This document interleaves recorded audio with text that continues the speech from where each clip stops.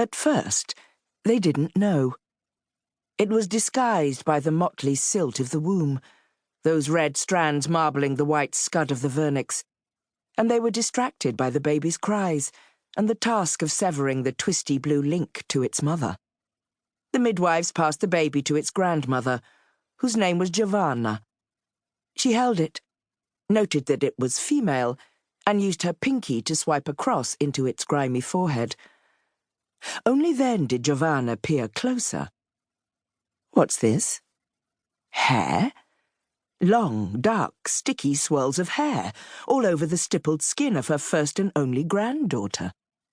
The midwives were still circling the mother's shipwrecked body, tending to her, murmuring like the sea, the child's cries like that same sea breaking.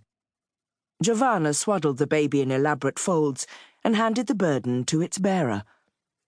The mother, whose name was Adriana, looked down at the hairy little face and promptly fainted. Giovanna grabbed the baby just before it tumbled off the bed. The midwives laughed. Such drama! The wool would fall out. The whelp had just forgotten to eat it in the womb. Adriana woke to firm entreaties that she breastfeed. She took the baby into her arms. The hair seemed to have already grown longer and darker. Through it, she could just about see a purple hole opening and closing, letting out a mewling sound. Fine. Go on. Her fingers wrangled with the baby's lips over the nipple until it latched. The baby sucked noisily.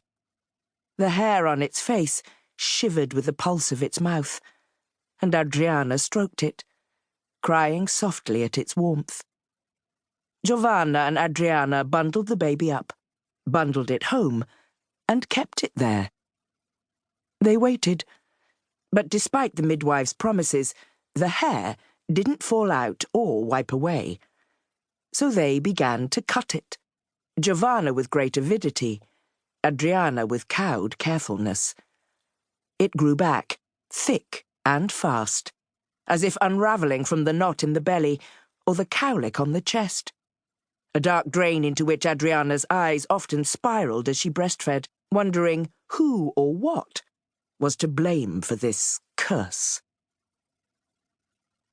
The child's father was a man named Giacomo Gavuzzi, and there were reasons to suspect that he carried hectic blood. In 1888, his father, a hotelier named Pietro Gavuzzi, had sailed from Italy to England to learn the trade.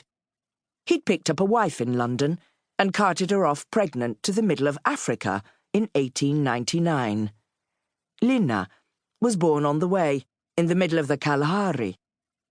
Giacomo was born 6 years later. After stints at the Grand Hotel Buluwayo, and then at the Victoria Falls Hotel, Pietro had hoisted them all up again and dragged them around the world for a time. The Savoy in London again, the Plaza in Buenos Aires. The Gavuzzi family had finally returned to Piedmont in the early 1920s. So much migration at such an early age lent the Gavuzzi children a slapdash worldliness. They had money, but their education was poor, their manners poorer.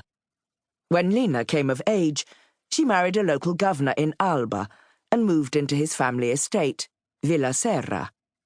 Her younger brother Giacomo never quite settled down. Rootless, restless, he became a professional malingerer. Like the other men in Alba, with empty heads and idle hands, Giacomo spent his days drinking and recovering from drink, mostly at his sister's home, where he knew he would be waited upon in style. That was how he met Adriana, who worked there as a domestic servant. It was not a serious affair, and everyone knew Giacomo had left his seed in more than one woman in Alba. Of these, Adriana was the only one who had birthed a baby covered with hair. Maybe Giacomo Gavuzzi was not to blame, but Adriana vowed that she would not name their daughter as was customary after his mother, Ada, not an Italian name anyway, and too recognizable in a town as small as Alba. and suspiciously like her own name besides.